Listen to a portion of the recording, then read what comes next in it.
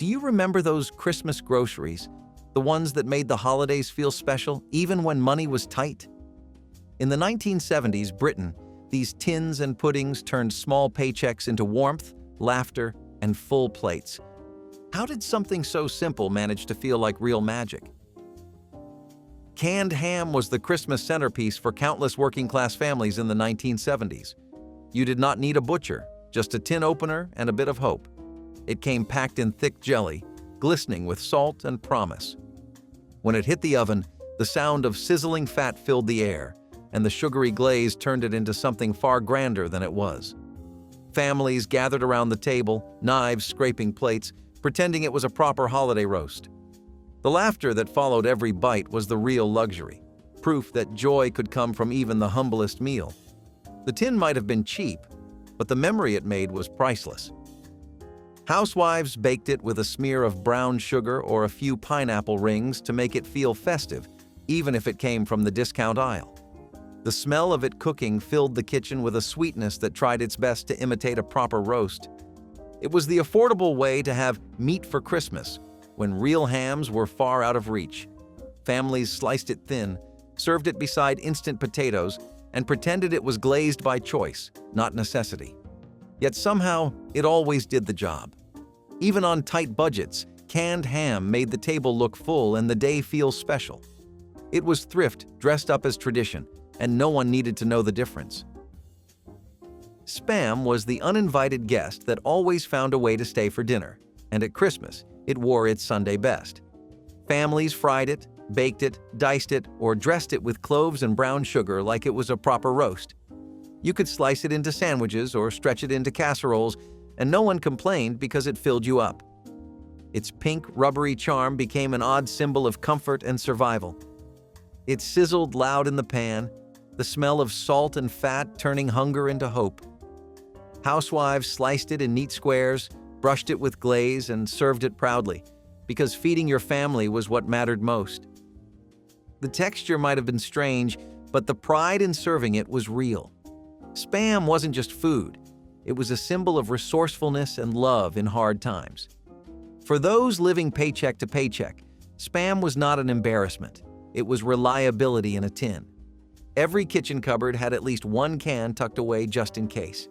It was salty, hearty, and familiar, the kind of taste that did not pretend to be anything else. In a way, it reminded people that Christmas was not about extravagance. It was about making something humble feel like home. Canned cranberry sauce was the holiday miracle that slid straight out of the tin, perfectly shaped with ridges like a timeline of Christmases past. Housewives loved it because it required no mixing, no measuring, and certainly no fresh cranberries, which were too pricey for most families anyway. You just opened the can, gave it a little shake, and there it was, ready to serve, wobbling on the plate like ruby-colored jelly. A spoonful beside canned ham or turkey made the meal feel complete. The first slice was always a ceremony, the satisfying slurp as it dropped onto the dish, followed by laughter around the table. The flavor was sharp, sugary, and oddly elegant for something so simple.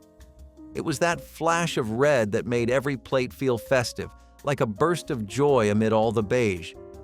Even when times were hard, that glossy sheen reminded everyone that a bit of sparkle still belonged at their table. It was sweet, tart, and undeniably artificial, but it brought a burst of color to gray winter plates. Some families even sliced it neatly into rings, pretending it was homemade.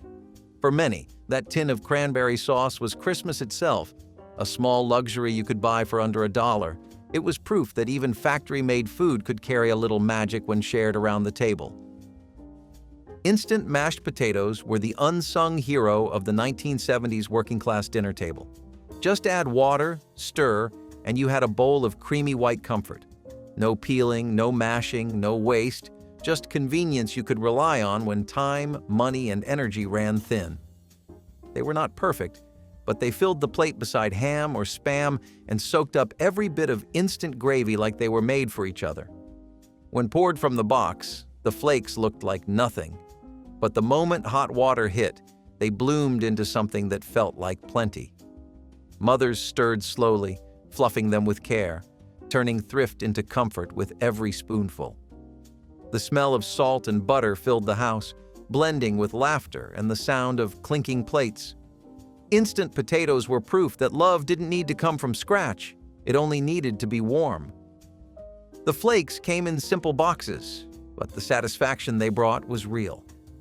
Children loved them for their smoothness. Parents loved them for their speed. When Christmas dinner needed stretching, instant potatoes were the answer. It was the kind of meal that said, "We made do, but we still celebrated." For families counting every penny, those pale, powdery spuds were a small piece of holiday peace. Stovetop stuffing was the decade's great kitchen shortcut. 10 minutes from packet to pan, and suddenly the room smelled like Christmas. The mixture of breadcrumbs and herbs came ready to mix, no stale bread required. Housewives poured boiling water over it, fluffed it with a fork, and pretended it had roasted in the oven all morning. The truth did not matter.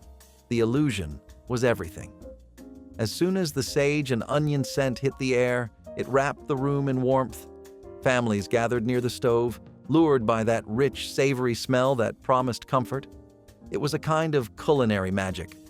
Ordinary water transformed into holiday spirit. Each bite carried the illusion of abundance, and that illusion was enough to make people smile. It brought that unmistakable aroma of sage, onion, and nostalgia that made families feel rich for an evening. When you served it beside canned meat and instant potatoes, it transformed the ordinary into something close to a feast. People might have laughed at how fake it was, but they still went back for seconds. It tasted like warmth, like memory, like home. Proof that comfort could come from a box. Canned green beans were a fixture on every poor family's Christmas table. Soft, salty, and somehow satisfying. They lacked the crispness of fresh vegetables, but they were dependable and cheap, which mattered far more. Most homes turned them into the classic green bean casserole, mixing them with canned soup and fried onions. It was a dish that looked fancy enough for company but cost next to nothing. The pop of the can was like a starting bell for holiday cooking, signaling another meal pulled together with love. Housewives stirred the beans carefully into cream of mushroom soup, making magic out of pantry staples. The smell that drifted from the oven was rich and savory, disguising the fact that every ingredient came from a tin. No one cared. It was comfort on a budget, and every bite tasted like home. The smell of it baking filled small kitchens with a holiday coziness that belied its humble ingredients. Even those who grew tired of eating canned food the rest of the year found comfort in that familiar taste. They were a symbol of making do, of turning the simplest groceries into something worth celebrating. And for one night a year, that was enough. Marshmallows for sweet potato casserole were a holiday indulgence that felt extravagant, even if they came from the cheapest bag in the store. Housewives scattered them over canned yams, popped the dish into the oven, and waited for the sugar to melt into golden clouds. It was dessert disguised as a side dish, a sneaky little treat that made even the simplest dinner feel special. The scent of toasted marshmallows mixed with cinnamon filled the air and made Christmas dinner feel like magic. Watching the marshmallows puff and brown under the heat was a kind of ritual, simple, slow, and full of anticipation. Children hovered by the oven door, waiting for that perfect, gooey crust to appear. It was sweet chaos on a spoon, the kind of dish that made you forget rationing, bills, and worry for a moment. Every bite was sugar and warmth, a promise that love still lived in that kitchen. Children loved it. Adults pretended not to, and everyone took seconds anyway. It was the kind of sugary comfort that turned hardship into joy, even if just for a few bites. Every spoonful was sticky, sweet, and full of warmth, the flavor of thrift wrapped in celebration. Canned sweet potatoes were the base of countless 1970s Christmas casseroles, soft and syrupy right out of the tin. Housewives drained the thick liquid, mashed them with a little margarine and sugar, then topped them with marshmallows or pecans if the budget allowed. The result was sweet, heavy, and comforting, the taste of home when the cupboards were half empty. It was one of those foods that reminded people that holidays were not about luxury, but about making do with what you had. The orange mash looked bright and joyful on the plate, a flash of color in otherwise simple meals. It was spooned out with pride, even when everyone knew it came from a can. The sugary glaze thickened as it cooled, turning leftovers into dessert by morning. For a few days each year, that casserole dish was the heart of the table, a symbol of sweetness in lean times. Even from a can, sweet potatoes carried warmth and heart. The orange glow in the casserole dish was as much a decoration as it was a meal. Families did not need a fancy roast to feel festive, they just needed this. Instant gravy mix was the quiet miracle worker that pulled every cheap Christmas dinner together. Whether it came from a packet or a jar, it could make instant potatoes taste rich and canned meat feel freshly roasted. Housewives whisked it in boiling water, watching it thicken into glossy brown perfection in minutes. It was the smell of holidays, even when there was no turkey in the oven. The first whiff rising from the saucepan made every mouth water. It didn't matter that it came from powder. It had the soul of a real meal. The deep, salty flavor filled the gaps left by missing roasts and homemade drippings. Instant gravy made every plate look like a triumph, even if it was just survival dressed in flavor. The savory aroma covered every shortage, every substitute, every reminder of what the meal might have been. It was the kind of kitchen magic that gave dignity to dinner plates that might have looked plain without it. Instant gravy made the meal whole, binding every side, every scrap, into something you could be proud to serve. Boxed macaroni and cheese was the comfort blanket of the 1970s kitchen, especially at Christmas when fresh cheese was out of reach. That bright orange powder was a small miracle in itself, cheap, easy, and instantly satisfying. Parents loved it because it fed a crowd. Kids loved it because it tasted like happiness.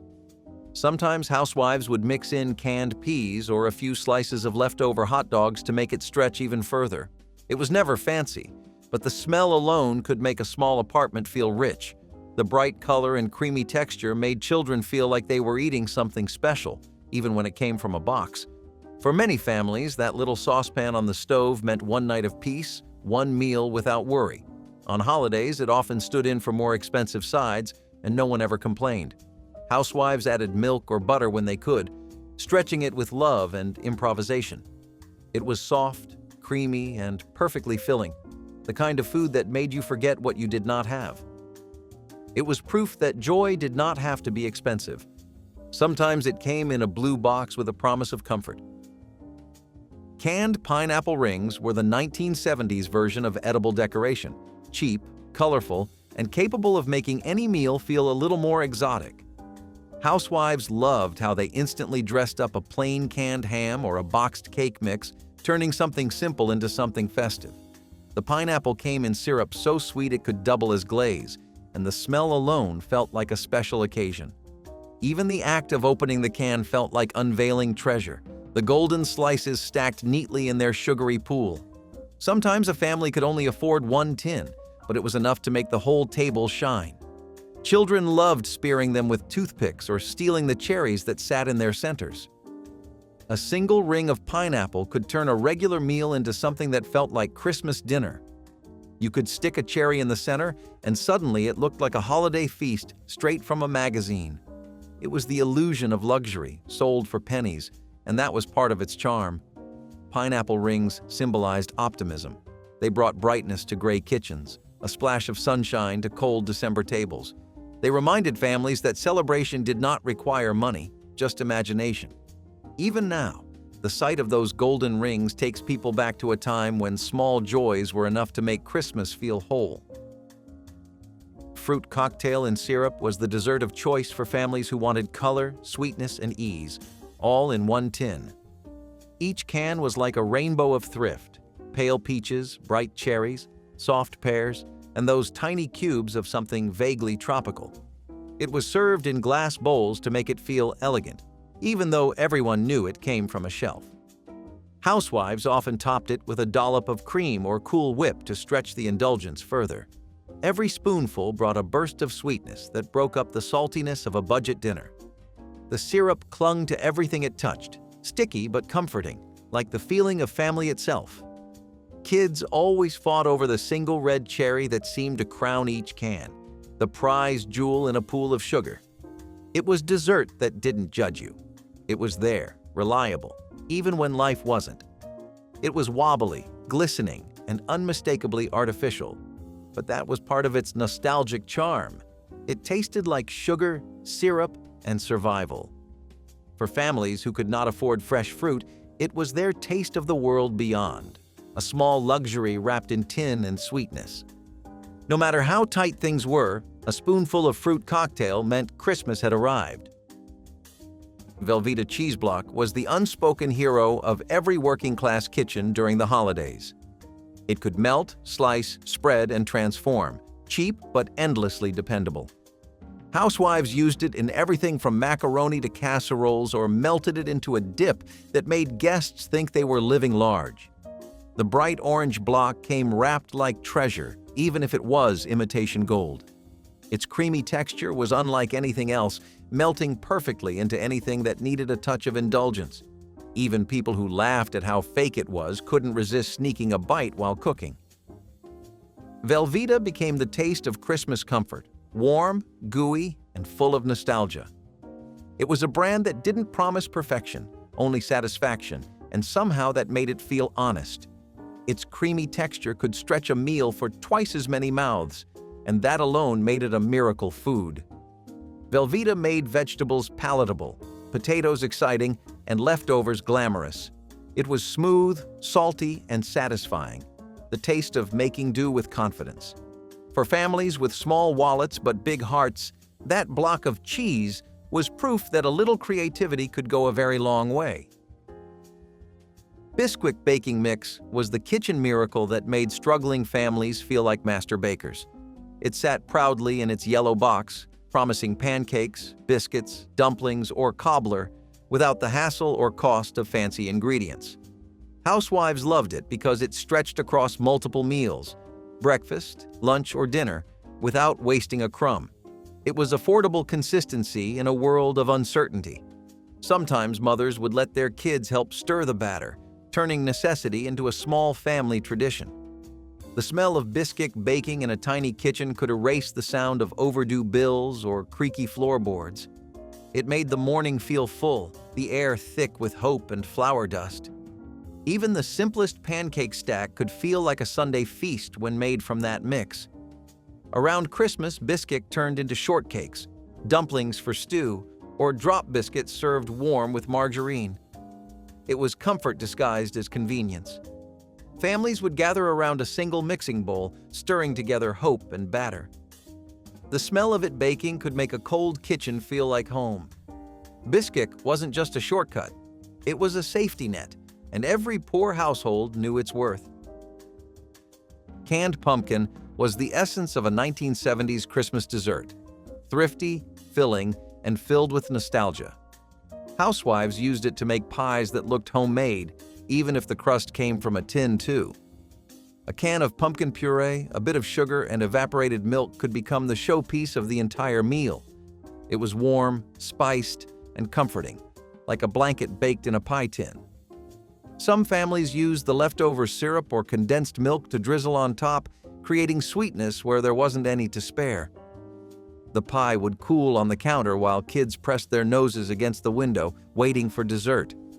It wasn't store-bought luxury, it was love, thickened and baked until golden brown. Every slice reminded families that resourcefulness could taste just as good as richness. The scent of cinnamon and clove made every kitchen smell like memory itself. No one cared that it came from a can. What mattered was that it brought sweetness to the table. It was proof that simple ingredients could feel rich when served with love. Every bite reminded families that Christmas was not about abundance, it was about enough. Cool Whip was the crown jewel of the 1970s dessert table, light as air and endlessly versatile. Housewives adored it because it made everything, cake, Jell-O, pie, or fruit, look like it came from a cookbook. The glossy white topping came frozen, ready to be thawed and transformed into sweetness in seconds. It made even a discount dessert look elegant. Opening the tub felt like unwrapping something precious, soft, white, and full of promise. It could turn a plain Jell-O mold into a masterpiece or save a cracked pie from disaster. Children begged to lick the spoon, their faces lighting up as if it were whipped cream from heaven. Cool Whip became the taste of Christmas ease, an edible sigh of relief for mothers who had already given all they could. There was something magical about the way Cool Whip held its shape, never melting, never complaining. For families that couldn't afford real cream, it was a miracle in a tub, a symbol of convenience, ingenuity, and aspiration. Cool Whip tasted like the future, artificial, airy, and wonderful. It might not have been luxury, but for a generation living paycheck to paycheck, it sure felt like it. Boxed cake mix was the heartbeat of 1970s home baking, a shortcut that felt like a small victory every single time. All it needed was water, oil, and an egg, or two if you could spare them. In 10 minutes, the house smelled like a bakery, and for families who didn't have much, that was pure joy. Betty Crocker and Duncan Heinz were household names, not because they were fancy, but because they made life feel normal again. Some families saved a box just for Christmas, treating it like treasure all year long. The first slice out of the pan was warm and fragrant, melting the winter chill that crept through thin apartment walls. A quick smear of frosting could make any day feel like a celebration. It was more than dessert. It was a quiet reminder that something sweet could still belong to you. Frosted with a smear of cheap icing or Cool Whip, these cakes became birthday, Christmas, and Sunday rolled into one. Every slice felt like proof that love didn't need to come from scratch. It was comfort baked into a box, sold for less than $1. Jell-O gelatin mix was the most cheerful dessert ever invented on a shoestring budget. It was cheap, colorful, and strangely optimistic, a wobbly miracle that could feed a whole family on a dime. Housewives would pour the powder into boiling water, stir, and chill it until it quivered like stained glass in a dish. At Christmas, it came alive in layers of red and green, sometimes with fruit cocktail floating inside. The sound of the spoon hitting the bowl made children giggle. It was dessert you could play with before eating. A dollop of Cool Whip on top turned it into something almost elegant. It was one of those rare foods that looked joyful even before the first bite. In kitchens that often felt tired and worn, that shimmer of color was a small burst of happiness. Kids loved its bounce. Adults loved how far it stretched. It was sweet, fun, and filled the gap where fancier desserts could not. It symbolized post-war thrift meeting 1970s joy, a reminder that a dessert didn't need to be rich to make people smile. Jell-O was hope that shimmered under kitchen light. Evaporated milk was the backbone of countless 1970s Christmas recipes, quiet, practical, and essential. It was the ingredient that thickened pies, sweetened puddings, and stretched sauces when fresh milk was a luxury. Housewives loved that it could last for months in the cupboard, waiting to save the day when nothing fresh remained. Its slightly caramel flavor gave every dish a warmth that felt richer than it really was. It poured from the can in slow ribbons, thick and silky, like a small act of abundance. The smell was faintly sweet, the color golden, and it carried with it a sense of reassurance. Housewives used it with reverence, knowing it could turn scraps into something beautiful. Every spoonful whispered one truth: love tastes richer than money ever could. Evaporated milk wasn't glamorous, but it was dependable, the unsung hero that made impossible meals possible. It turned scarcity into satisfaction, transforming canned and boxed ingredients into real comfort food. For families who measured value not in cost but in creativity, evaporated milk was gold in a tin. Hot cocoa mix was Christmas in a cup for anyone who couldn't afford much else. It came in packets or tins, ready to whisk into hot water on cold evenings. Even without milk, it tasted like luxury, sweet, velvety, and full of promise.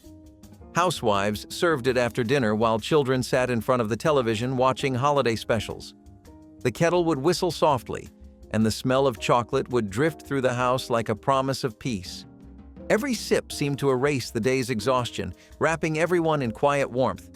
It didn't matter that it came from powder, it tasted like comfort, like safety, like love itself. Even the smallest mug felt like a feast when shared under the glow of a plastic Christmas tree. The smell alone could soften the sharp edge of winter, filling tiny living rooms with warmth that felt almost sacred. The first sip always brought a sigh, a little pause from the world outside. Some families saved enough to buy marshmallows, dropping them in like snowflakes that refused to melt. It wasn't just cocoa, it was togetherness you could hold in your hands. The steam curled up from the mug like a little miracle, warming hands and hearts at once. A single packet could bring the whole family together, a moment of calm after a long, hard year. It was not gourmet or rich, but it carried the flavor of care and togetherness. In the world of the poor, that was more than enough. Tater tots were the crispy little treasures that saved 1970s Christmas dinners everywhere. They came from the freezer section, cheap, cheerful, and ready in minutes. Housewives poured them onto a baking tray, stuck them in the oven, and called it a side dish fit for a feast. You could smell them before you saw them, the buttery, salty scent that filled the whole house as they browned to perfection. They were golden bites of joy that made even the smallest roast look grand. When the timer dinged, kids rushed to the oven, eager to snatch one before it cooled. The crunch, the heat, the taste, it was pure satisfaction, simple and honest. In a decade when luxury meant having enough to share, tater tots became their own little celebration. They were golden, crunchy on the outside, soft inside, and the perfect filler for plates that might have otherwise looked a little bare. For many working-class families, tater tots were a way to make a small meal look plentiful. They stretched the roast, padded the portions, and made sure no one left the table hungry. Children especially loved them, dipping them in ketchup or gravy, laughing as they stole the crispiest ones from the pan. There was something comforting about their simplicity, tiny bites of potato optimism that made even a modest dinner feel complete. Tater tots were proof that joy could come frozen in a bag and baked into moments that families would never forget. Frozen peas and carrots were the quiet backbone of the 1970s Christmas dinner plate, bringing color and comfort to a table that might otherwise have felt empty. Housewives loved them because they were cheap, lasted forever, and could be poured straight from the bag into boiling water with zero waste. They were practical, but they were also dependable, always there, always bright, always cheerful. Even after being frozen for months, they brought a pop of green and orange that made a meal look alive. Families boiled them soft, added a knob of margarine, and watched as they glistened like tiny jewels beside the meat. Sometimes they were mashed into casseroles or mixed with instant potatoes to stretch the meal further. They were never glamorous, but they carried the warmth of good intention.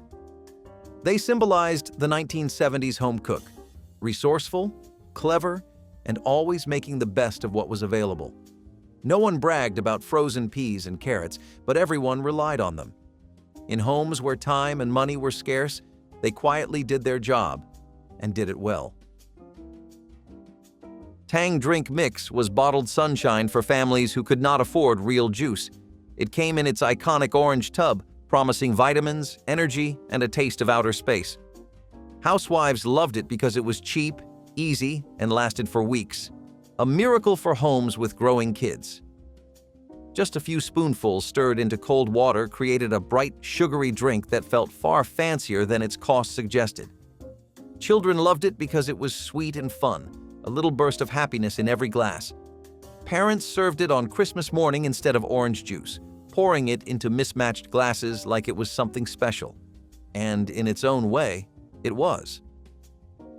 Tang had a place in the 1970s kitchen, not because it was luxurious, but because it represented the promise of something better, a cheerful drink for people who worked hard and deserved something bright. It sparkled with nostalgia, with hope, with the memory of breakfast tables where laughter mattered more than what was missing. In homes where every penny was counted, Tang gave a little color to the gray, a little sweetness to the struggle, and a whole lot of love in every sip. Fruitcake loaf from the discount aisle was a story of thrift disguised as tradition. It came heavy, sticky, and wrapped in plastic that always looked slightly too shiny.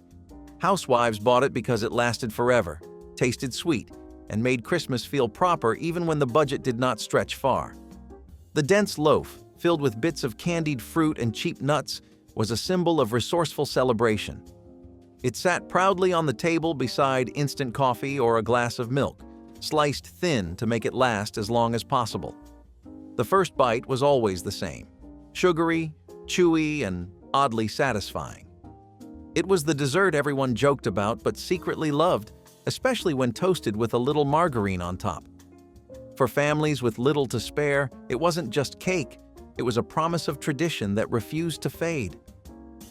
Even when bought on clearance or given as a gift, Fruitcake loaf carried a sense of dignity. It said, "We may not have much, but we will still celebrate." It was Christmas distilled into one dense, sweet bite, lasting far longer than the day itself. Generic soda in 2-liter bottles was the taste of celebration for every family living on a tight budget. It didn't matter that it wasn't Coca-Cola or Pepsi.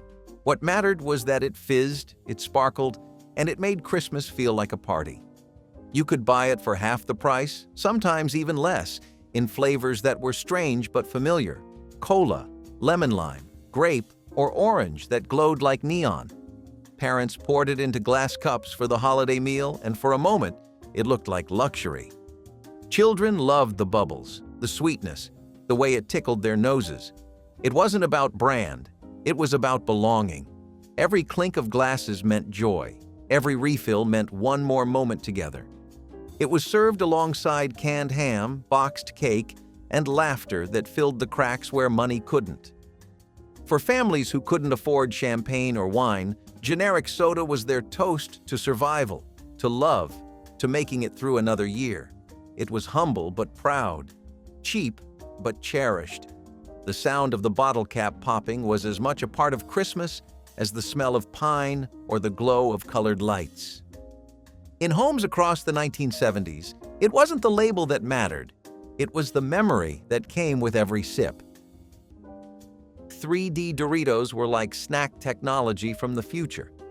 The concept was simple. Take the classic Dorito, puff it up with air, and turn it into a crunchy, hollow triangle of flavor. But the experience? That was something else.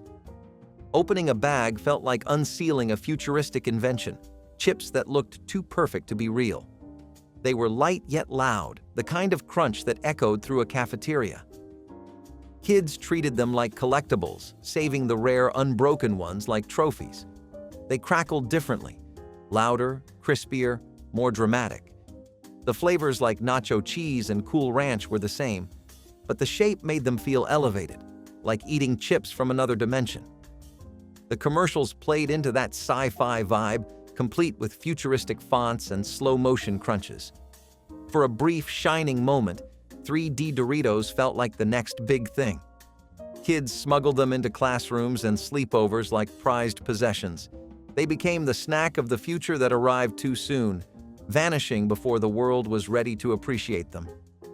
Decades later, their return sparked that same curiosity, the question of whether snacks could ever feel that cool again. And then, just as suddenly, they were gone, leaving behind the memory of that satisfying crunch that no flat chip could replicate. When they returned decades later, it wasn't just a comeback, it was a resurrection. Caffeinated chocolate bars were the ultimate 1980s hustle food. These candy bars weren't for kids. They were for stressed-out adults chasing deadlines and dreams. "The sweet that keeps you going," the ads boasted, blending the comfort of chocolate with the rush of caffeine. It sounded genius until people realized they were basically eating 2 cups of coffee wrapped in sugar. The first bite tasted like victory. The second tasted like regret. People would crash hard within hours, jittery and exhausted. Some companies even marketed them to students, sparking outrage among parents and health officials alike. Each bar packed so much caffeine that your heart raced before you finished unwrapping it. Office workers swore by them. Doctors swore at them. The FDA quickly stepped in after reports of jittery customers and sleepless nights began piling up. For a while, they were everywhere, near cash registers, in vending machines, even next to energy pills at gas stations. The bars promised focus, energy, and alertness. But what they really delivered was anxiety and regret. By the end of the decade, stricter caffeine limits made them illegal to sell in grocery aisles. Today, they're remembered as the candy that tried to do too much. Dessert, coffee, and chaos, all in one bite. Heinz colored ketchup experiments were decades ahead of their time, and not in a good way. Before the neon green and purple nightmares of the 1990s, Heinz tried out orange, mustard yellow, and pea soup green ketchup in the 1970s, and traumatized shoppers instantly. Families opened bottles expecting fun, but ended up staring into something that looked like craft paint.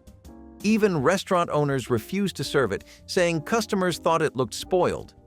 Kids dared each other to eat it, but the sight alone ruined the appetite. Heinz's research department reportedly called it a visual breakthrough, which just made it sound worse. The taste was the same, but the color destroyed the illusion of food. Red ketchup says comfort. Green ketchup says science experiment. Heinz insisted it was a playful twist for kids, but even children rejected it on sight. Supermarkets reported bottles leaking as the dye separated into streaks of horror. It lasted just long enough to become an urban legend, the kind of product that made you thankful for the normal red stuff. It was innovation at its weirdest. Ketchup for people who liked fear with their fries. The post-war dream of automation didn't stop at cars and kitchens. It extended straight up the nostrils. The electric nose hair zapper promised a hands-free grooming revolution by using small electric currents to burn unwanted hair at the root. You'd insert 2 tiny metal probes into your nose, flip the switch, and wait for precision results. What you got instead was a small jolt of pain and a whiff of singed regret. The device claimed to be safe and gentle, but anyone who owned one would beg to differ. It hummed ominously, sparked occasionally, and had a habit of shocking users in places that had nothing to do with their noses. Still, men adored the gadget. It made grooming feel mechanical, masculine, and a little dangerous. It was the decade of the do-it-yourself daredevil, where even shaving could feel like science fiction gone wrong. Each spark inside your nose was a reminder that the future had arrived, and it definitely hurt. It was progress you could smell, literally. Nothing said 1950s modernity like the faint aroma of ozone mixed with scorched hair.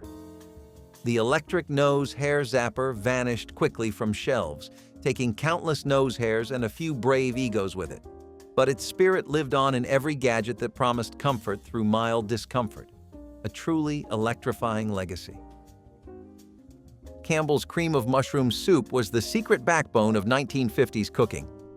Found in every pantry, it wasn't just soup.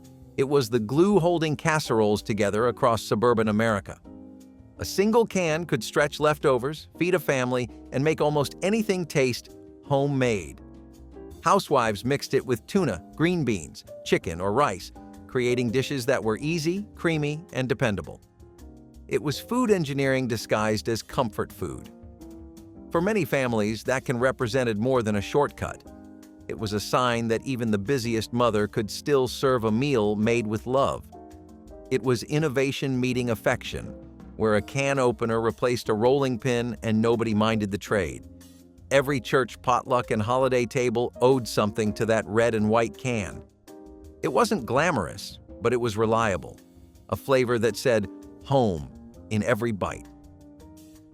The genius was in its versatility. It made ordinary ingredients feel indulgent.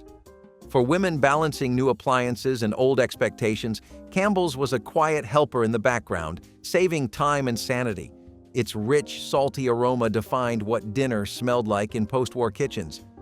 By the time you saw that familiar label, you already knew it was going to be good. Campbell's cream of mushroom soup turned cooking from a chore into a shortcut, and America gladly took the deal. Oreo O cereal was breakfast gone deliciously wrong, and that's exactly why everyone loved it. Imagine waking up and pouring a bowl of mini chocolate Oreo rings swimming in milk that instantly turned to dessert. It was sugary, crunchy, and pure 1990s excess. Parents rolled their eyes, but kids thought it was genius. You weren't just eating cereal. You were eating cookies and somehow calling it breakfast. Every spoonful was a rebellion disguised as a balanced meal. The commercials leaned hard into the fun, featuring kids breakdancing through clouds of cookie crumbs. It became an icon of cartoon mornings and sleep-deprived Saturday marathons. When Oreo O's disappeared from shelves, it took a piece of childhood with it. The cereal aisle hasn't been the same since, no matter how many limited editions they release. Oreo O's didn't just feed kids, it fueled memories of the sweetest kind. MSG-laden soup mixes were the backbone of 1980s casseroles, stews, and potluck dinners. Every home cook had a few packets stashed away, ready to transform boring chicken into culinary magic. "Just add water," the boxes said, and families did, by the millions. The flavor was bold, addictive, and unmistakably artificial. Then came the MSG scare, a flood of reports blaming monosodium glutamate for headaches, fatigue, and Chinese restaurant syndrome. Overnight, something that once meant flavor now meant fear. MSG became public enemy number one thanks to sensational headlines and questionable studies. Suddenly, housewives who'd spent years cooking with it were tossing it in the trash. Even companies that knew the science was shaky jumped ship to avoid backlash. Manufacturers scrambled to hide it under new names like hydrolyzed protein. Supermarkets purged shelves and recipe books quietly rewrote themselves. The craze for all-natural cooking that followed changed the way America seasoned its food forever. By the 1990s, MSG's reputation was unfairly destroyed, though science later found little evidence of harm. Still, those old packets disappeared for good, taking with them a flavor so intense it almost made you forget what real food tasted like. Pizza in a Can by Chef Boyardee was the culinary equivalent of optimism gone wrong. A revolutionary family pizza kit, it promised homemade flavor with the convenience of a can, which should have been the first warning sign. Inside was dough mix, sauce, and cheese powder that smelled like damp cardboard left in the sun. The dough was sticky, the sauce metallic, and the cheese refused to melt no matter how long you baked it. When you finally pulled it from the oven, it looked like regret covered in red paint. Families gathered in excitement for pizza night, only to discover the crust was chewy in the middle and hard enough on the edges to double as roofing material. Even hungry teenagers couldn't pretend to like it. Chef Boyardee advertised it as fun for the whole family, and in a way, they weren't wrong, because everyone laughed at how terrible it was. It was edible only in theory, and memorable only because of how impossible it was to forget. Pizza in a can became a symbol of 1970s food ambition, a time when anything seemed possible, even if it tasted like despair. Few inventions summed up the future like the TV dinner, a full meal sealed in an aluminum tray, ready to heat and eat. But early versions came wrapped in plastic lids that didn't always agree with the oven. Families popped them in, waiting for the magic of modern dining, only to find bubbling metal and melted mess. The smell was unmistakable, half roast beef, half burning spaceship. It was the smell of optimism gone slightly wrong, a scent that mixed the thrill of progress with the sting of regret. Yet families laughed it off, wiping soot from their casseroles and calling it new technology. Manufacturers insisted this was a modern miracle, and it was if your miracle involved smoke alarms. Still, America adored the convenience. Dinner could now be eaten in front of the television. No dishes required, no effort wasted. TV dinners made homes feel futuristic, at least until the aluminum caught fire. They were the perfect symbol of the 1950s dream: speed over sense, novelty over nutrition. Even with the occasional flare-up, families kept buying them, convinced that progress was worth a few scorched ovens. Swanson TV dinners changed the way America ate, literally overnight. Before them, families sat down together at the dining table, but by the mid-1950s, dinner was moving to the living room, served on a metal tray in front of the television. Each frozen meal, turkey, mashed potatoes, peas, and a brownie, felt futuristic, like something out of a science fair. Housewives loved them because they saved time, and children loved them because they felt special, like having a meal made just for them. Swanson's idea came from a surplus of Thanksgiving turkey, and what could have been a disaster turned into a cultural phenomenon. It was the perfect marriage of convenience and novelty, wrapped in shiny aluminum. The television tray soon became as essential as the set itself, transforming mealtime into family entertainment. It was food built for the atomic age, neat, portioned, and just modern enough to feel exciting. For the first time, America could eat and watch together. No mess, no fuss. It was comfort and convenience served hot in 25 minutes flat. The Swanson TV dinner wasn't just food, it was the birth of the modern mealtime, a sign that progress could be eaten with a fork. Gushers fruit snacks were part candy, part science experiment, and entirely unforgettable. Each chewy little gem was packed with a mysterious liquid center that exploded the moment you bit down. It wasn't just a snack, it was an experience. Every pack came with that moment of suspense. Would this one gush perfectly or squirt sideways onto your shirt? The commercials made it look wild, kids' heads literally morphing into fruit. In real life, it was messy, but somehow that made it better. The flavor lineup, tropical, berry, and mystery, was a rainbow of artificial genius. Gushers weren't pretending to be healthy fruit snacks. They were proudly chaotic. They were the sticky symbol of a generation that didn't care about nutrition facts, only flavor explosions. Even today, just hearing the word Gushers brings back memories of after-school hangouts, juice-stained fingers, and that first bite of unstoppable, gooey joy. Squeeze Parkay. Margarine looked like the future of cooking. Smooth, golden, and ready to squirt straight from a bottle. You didn't need a knife, a dish, or even manners. Just aim and squeeze. For busy 1980s households, it was heaven in a bottle. But the dream melted fast. The plastic packaging was made with chemicals that didn't play well with heat, and kitchens tend to get hot. Over time, the bottles began leaching toxins into the margarine, especially when left near stoves or windows. Families started noticing a strange film forming on their food, slick, waxy, and nothing like butter. Laboratory tests later confirmed what everyone feared. The bottles were slowly contaminating their contents. It was the kind of convenience no one wanted anymore. The FDA wasn't impressed. Consumers noticed strange aftertastes, discoloration, and even separation inside the bottle. Parkay scrambled to defend the product, insisting it was safe when used correctly, but the damage was done. By the late 1980s, new safety rules forced the company to retire the original design. It was a reminder that even convenience has limits, especially when your easy squeeze turns into a chemical squeeze. Space food sticks were supposed to make you feel like an astronaut, but most people felt more like hostages to bad taste. Marketed as the food of the future, these chewy, tube-shaped snacks promised energy, convenience, and space-age nutrition. In reality, they were rubbery chocolate glue wrapped in foil, sticking to your teeth and your soul in equal measure. The packaging screamed adventure, but the flavor whispered punishment. They were dense enough to survive re-entry, yet fragile enough to crumble into brown dust if left in the sun.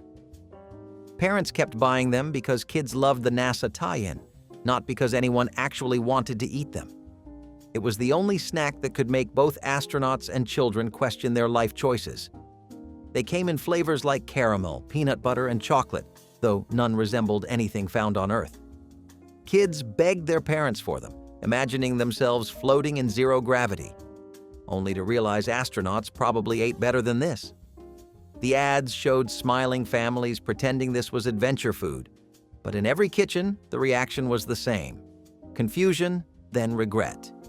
The texture was somewhere between an eraser and a protein bar that lost its will to live. They disappeared by the 1980s, only to return decades later as a nostalgia novelty. Because apparently, even bad memories can make money if you wrap them in silver. In the age of beauty innovation, nothing was too strange if it promised eternal youth. Enter the Pneumatic face massager mask, a terrifying contraption that looked like something borrowed from a sci-fi film set. You strapped this rubber-faced monster to your head, plugged it into a machine, and waited as it sucked and squeezed your skin in rhythmic pulses. Advertisements swore it would increase circulation, smooth wrinkles, and make your complexion blush with vitality. The reality? A vacuum-sealed panic attack. The suction often left users blotchy and bruised, with the unfortunate resemblance of someone who'd lost a boxing match. Every hum and hiss from the machine was a reminder of how far people would go to fight time. Beauty wasn't gentle anymore. It was industrial, mechanical, and slightly terrifying. Yet women lined up to try it, convinced this mechanical embrace was progress. It was the beauty world's version of trust fall. Just close your eyes and let the air pressure work miracles. These masks captured the 1950s obsession with industrial beauty, the belief that youth could be manufactured by machinery, one puff of air at a time. If nothing else, they proved that pain and glamour had officially merged. By the end, you might not look younger, but you'd certainly look different. Crystal Pepsi was a bold experiment that tasted like the future but confused almost everyone. A completely clear cola, it was marketed as pure, clean, and revolutionary. People expected a citrus drink, but nope, it was just Pepsi, without the caramel color. The first sip was disorienting. Your brain said lemon lime, but your taste buds screamed cola. It was strange, fascinating, and oddly addictive. The commercials were epic too, complete with Van Halen soundtracks and shining city skylines. Crystal Pepsi became a cultural flashpoint, a soda that defied expectations and still managed to make history. It didn't last long, less than 2 years, but it left an unforgettable impression. Decades later, it returned for nostalgic fans who remembered the thrill of drinking something that looked wrong but felt so right. It was weird, it was wonderful, and it was unmistakably 90s. 3D Doritos, original formula, were snack evolution taken too far. Crunchy, puffed Doritos shaped like tiny shells of doom. Marketed as next-level snacking, they were fried in oil-heavy formulas that made them dangerously addictive, and later, questionable in the eyes of regulators. Each bite exploded with flavor dust and grease, leaving fingerprints that could identify you for days. Kids loved the sound they made, that loud, hollow crunch that echoed like fireworks. Parents hated the oil stains left on furniture, walls, and jeans. Health officials hated them even more when lab tests showed oil saturation levels bordering on hazardous. People loved the crunch, but their stomachs didn't always agree. Complaints about the oils used pushed the snack into the FDA's spotlight. For a while, 3D Doritos became the stuff of playground legend, the chip that bit back. By the early 2000s, they vanished, quietly replaced by safer and less greasy iterations. They returned years later, reformulated and rebranded, but the original remains a myth among snack enthusiasts, proof that sometimes the future of food is a little too oily to handle. Tuna noodle loaf mix was the Frankenstein's monster of mid-century meal kits. Inside the box was powdered sauce, dried noodles, and a mysterious gelatin binder that turned dinner into a wiggling block of horror. Add canned tuna and water, and voila, a loaf that looked alive and smelled dead. It wobbled on the plate like it was trying to escape, oozing grayish liquid from its sides. Kids stared at it in fear. Parents pretended it was innovative, and even cats circled it suspiciously. Some households gave up halfway and called it soup instead. It still wasn't edible. The gelatin made it both dry and wet at the same time, a texture only nightmares could describe. It jiggled when it shouldn't have, squeaked when sliced, and somehow managed to taste both fishy and flavorless. Families across America tried to eat it politely, but even the dog walked away. The company behind it called it a wholesome family dinner. History called it culinary trauma. The 1970s produced many bad ideas, but this one defied physics, taste, and mercy. Tuna noodle loaf mix was proof that some foods should remain mysteries. In the 1950s, nylon stockings were luxury, but waiting in line for them wasn't. Enter the spray-on solution, an aerosol filled with flesh-colored paint meant to mimic silky nylons instantly. Women simply sprayed their legs, drew a line down the back for a seam, and strutted out feeling fabulous. The first glance fooled everyone. The second glance, usually in the rain, did not. The color streaked, smeared, and stained furniture, pets, and dates. Still, Advertisers swore it was foolproof and completely natural. Housewives loved the promise of saving money. Husbands loved the novelty. The smell of paint became the scent of fashion. It was the kind of invention that could only come from a decade obsessed with shortcuts. The dream of beauty in seconds came true, right up until the first thunderstorm. Spray-on stockings were the perfect blend of ingenuity and absurdity, proof that the 1950s could make even legs a technological experiment. When weather or sweat betrayed the illusion, women just laughed it off and bought another can. Because if progress taught them anything, it was that convenience always came with a mess. Dunkaroos were the crown jewel of every 1990s lunchbox, a perfect mix of sugar, style, and status. These bite-sized cookies came packaged with a tiny cup of frosting, turning snack time into a dessert adventure. The ritual was sacred. Dip, swirl, and coat the cookie until it looked more frosting than dough. Kids compared frosting levels like badges of honor, arguing over who got more per pack. It was the one snack that turned 5 minutes at the cafeteria table into a full-blown party. The kangaroo mascot, Duncan, wasn't just selling cookies, he was selling cool. The ads screamed with color, attitude, and that unmistakable 90s confidence. Parents hated them for being pure sugar. Kids loved them for that exact reason. Opening a pack felt like opening a portal to childhood rebellion. Sweet, sticky, and unapologetic. Dunkaroos disappeared for years, only to make a nostalgic comeback decades later, proving that sometimes the past really does taste better.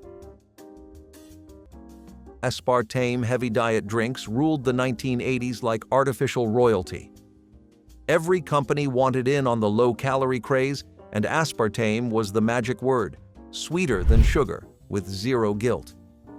But behind the fizzy slogans and pastel cans was a growing storm of controversy. The commercials made it look glamorous, thin models sipping soda on beaches and boardwalks, living proof that chemistry could be chic. But reports of strange side effects, headaches, nausea, dizziness, began to spread. Health watchdogs accused companies of putting profit before safety, and suddenly, 0 calories didn't sound so refreshing. Reports of headaches, dizziness, and long-term health concerns turned the miracle sweetener into a national debate. Diet sodas that once promised vitality suddenly felt toxic, their ingredients lists sounding more like chemistry homework than refreshment. Regulators scrambled, companies reformulated, and loyal fans were left wondering if their favorite drinks were safe or secretly sinister. By the end of the decade, aspartame was under tighter scrutiny, forcing soda makers to reinvent themselves again. For those who remember the first wave of diet drinks, it was an era defined by blind faith in science and the rude awakening that followed. Post-Corn Toasties cereal was the great imposter of breakfast aisles. A knockoff so blatant it could only have been made in the 1970s. Trying to ride the coattails of Kellogg's Corn Flakes, Post created something that looked the same but tasted like regret and cardboard dust. The box screamed sunshine and happiness, but the cereal inside was as joyless as dry paper. Each flake disintegrated the moment milk touched it, turning into a soggy film that clung to the spoon like glue. The smell was faintly burnt, as if even the factory gave up halfway through. Parents bought it thinking they'd save a few cents. Kids refused it like medicine. Even sugar couldn't fix it. No matter how much you poured, it still tasted like broken promises. Post claimed their cereal was wholesome, crispy, and golden. 2 of those words were lies, and the third was a stretch. Corn Toasties became a brief symbol of everything wrong with imitation food, a product that tried to be familiar but only reminded you how good the real thing was. It disappeared quietly, leaving behind empty bowls and the taste of defeat. The 1950s had a deep belief that electricity could fix anything, from radios to wrinkles to waistlines. That's how the electric shock beauty slimmer was born. It looked like a harmless belt, but this contraption sent actual electric pulses through your midsection, claiming to stimulate muscles and melt away fat. Housewives were told they could lose inches while reading magazines, their bodies quietly buzzing with science. It was the perfect marriage of vanity and voltage, where glamour met gadgetry in the most shocking way possible. Housewives trusted the hum of electricity more than the hum of their own instincts. The ads made it sound elegant. Plug in, lie down, and let electricity do the hard work. But in reality, it was less spa treatment and more small-scale electrocution. Some users described the sensation as tingling, while others said it felt like wrestling a live wire. Doctors warned that fat doesn't vanish by voltage, but the 1950s wasn't a decade for skepticism. It was a decade for hope packaged in chrome. These shock belts promised what everyone wanted: beauty without effort, results without sweat, and progress you could literally feel. They didn't tone muscles, but they certainly raised heart rates. And if you happened to survive without a burn mark, you could proudly say you'd experienced the future. Painfully. Like so many inventions of the era, it wasn't about whether it worked, it was about believing it should. If these humble 1970s Christmas groceries brought back memories of simpler holidays, share the one that meant the most to you in the comments, give this video a warm thumbs up, and subscribe so we can keep celebrating the foods that made hard times feel like home.